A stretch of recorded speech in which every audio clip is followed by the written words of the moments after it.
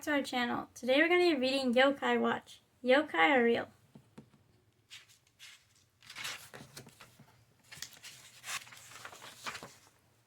It was a hot summer day and 5th grader Nate Adams was on a mission. He needed to catch the biggest, most impressive bug ever. He wanted to prove to his friends that he was more than just average. Nate swung his net over a rare beetle. "Gotcha," he cried. "Yes, my friends will be so surprised when they see this." But little did Nate know, he was the one who was in for a surprise that day. His life would never be the same. Nate raced back to his friends. "Bear, Eddie," he called. "Check it out, I caught a rare stag beetle." Bear chuckled. "Rare? Must mean puny." He held out an even bigger beetle. "No way," Nate gasped. Just then the boy's friend Katie ran over. "Hey guys, what'd you catch?" I caught a stag beetle." Nate held out his bug. He was hoping Katie would be impressed. "Wow, Nate," Katie said. She smiled. "It's just like you. It's so average." Nate couldn't believe it. Katie thought he was just average. Now he really needed to find the coolest bug ever. So Nate headed deep into the forest.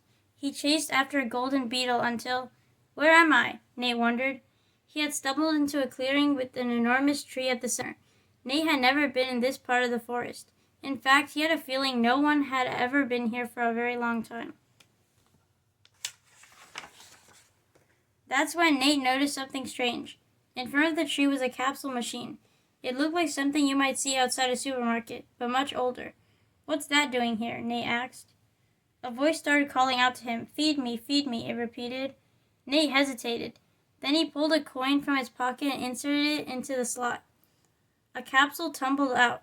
Nate picked it up, opened it, and then whoosh! Something magical and mysterious began whirling in the sky. The wind swirled around Nate. An eerie voice cackled from the shadows, and then a strange being appeared. "What's up, my friend?" the being said. "I'm Whisper, at your service." Nate was in shock. "You're a ghost," Whisper said. "Actually, I'm a yokai, a mysterious being who makes strange things happen in humans' daily lives."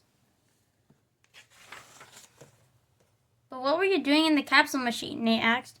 "I was trapped in there 190 years ago by some self-righteous monks who said I was a menace to society," Whisper explained. Nate blinked. "They had capsule machines back then?" "Never mind the details," Whisper huffed. "What is important is that you have set me free. I am forever in your debt." No offense, but I was just looking for some weird bugs," Nate said. "Not a weird whatever you are. I want my money back." "I'm a yokai," cried Whisper. "I don't think you understand. You are a lucky boy. I happen to be a butler yokai. I can solve your problems. If you want bugs, I can make that happen."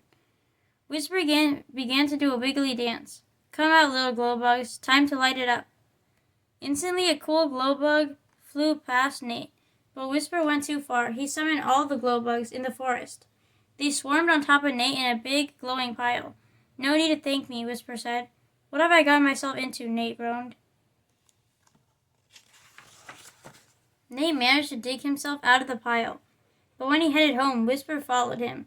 No matter how much Nate begged, the yokai just wouldn't go away. "Listen," Nate explained. "My parents won't let me have a pet, so..." "Pet!" Whisper cried. "I'm no pet. I told you, I'm a yokai, an incredibly powerful spirit." "Relax, I'm invisible to everybody but you." Just then, Nate opened the front door to his house. But something was wrong. He could hear voices arguing in the kitchen. It was Nate's parents. They were fighting. "How could you eat my last organic yogurt?" Nate's mom yelled at his father. "It's not my fault that stuff is so delicious," his father argued back. "I can't believe it," Nate said. "They're fighting over yogurt? Who fights over yogurt?" "Ah, yes," replied Whisper. "It's just as I suspected. It's because of her." "Her?" Nate looked around the kitchen. "I don't see anyone else in here." "That's because the yokai," said Whisper. "In order to see her, you need this." Whisper held out a funny-looking wristband. "This is the yokai watch. Go ahead, put it on." Nate carefully put on the watch and pointed it at his parents. He pressed the button on the side. The watch lit up. An eerie beam shone into the kitchen. Nate gasped. In the glow of the watch, Nate could see a huge purple blob behind his parents. "Whoa, what is that thing?" he cried. That is Desmeralda," explained Whisper. "She causes discord wherever she goes. This is a very common event for yokai to create. We call it fighting about nothing. Worst case, your parents will continue fighting forever. What? Cried Nate. I don't want that. How can we get her to leave?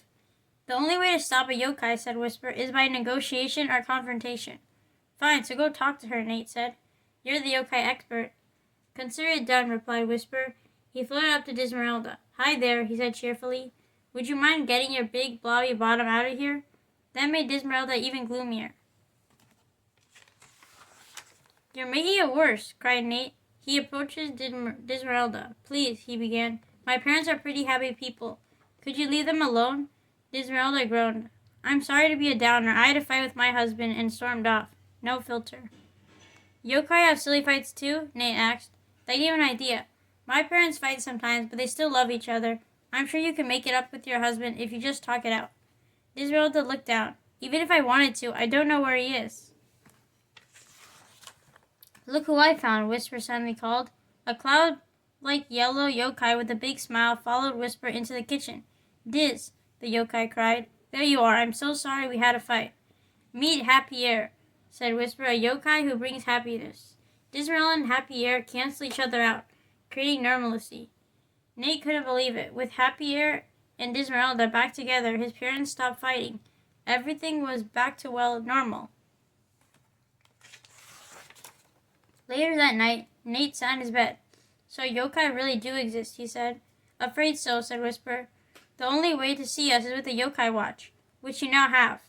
This is crazy, said Nate. Don't worry, Whisper insisted.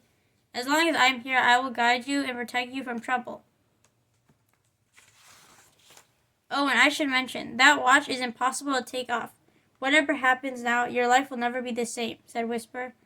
Nate gulped. It looked like he was in for an adventure, whether he wanted it or not. Thank you for joining us for today's book read, Yokai Watch, Yokai Are Real. We hope you guys enjoyed the book. Consider subscribing if you're new to the channel. Share this with your friends and family, and we'll see you with another book read. Take care, guys, and keep on reading. Goodbye. Bye.